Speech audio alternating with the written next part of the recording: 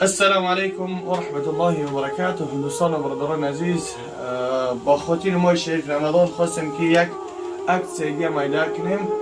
خب انشاءالله که یکی از بهترین ماشین هایی که برای مساج کنین، برای انسانایی که پدران مادران کلانسال دارن، به خاطر همونا خواستیم که عکس کنیم. یعنی نصب‌های بسیار دارن ماشین ها از خطی که کتاب به خاطر ما زکاس کردیم آوردن. ما ببینید نصب‌ها چند نمو داره: یک تا، دو تا، سه تا، چهار تا، پنج تا، شش تا، هفت تا نصب‌ها داره. یکی از بهترین ماشین ها. یعنی ببینید چقدر خوشواکی مایده که بودابنه در دست میگیریش. کنابکش در این جایلیش این کنابکای زیادی ندارن. میچکش اینجا گیران میشه. ببین پتروسکای دارن، این ماشین مرسدس قیمتی هم کنن، یعنی اون پتروسکای دارن. خوشواک میکنن. یکم اسکورسش سرخه. ببین دیمش اینجا یا کبوده که سازه زلیونی اینیش سینی.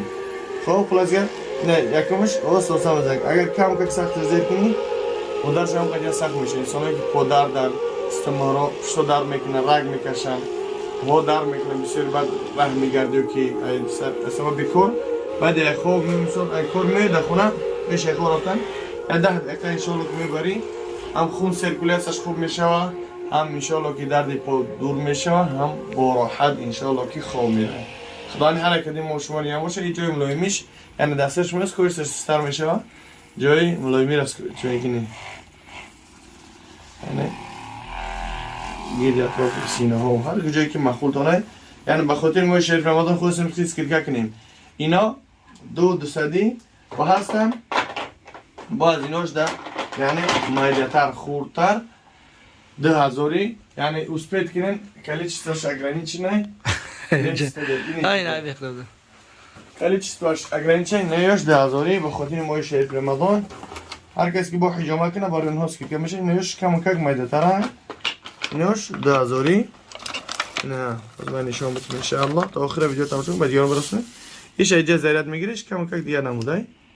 به هر حال خوبه. اینا یکم سکوری دوم سوم چهارم پنجم ششم هفتم هشتم سکوری داره. 8 سکوری داره. میتونین که انشالله زنگ بزنین با جا و مکان ما رو بیاین انشالله خریداری کنین. خدا هر یک کدوم ما شما رو نیابون باشین. نظریاتی تفصیل دارم و با دعا باشین. بهترین هدیه برای پدر مادر. بله این یکم مسئله تکتایی روی کاغذ چند تا ای برای پدر مادر ایمینوی. بله ایمینوی پدر مادر رو بکنیم. چند تا پدر مادر روی کاغذ اون خاطر یعنی توصیه میدن که فراتون دعاشون رو بگیرین انشالله بگیرین یا تاییدشون کنین. در امان الله. السلام علیکم.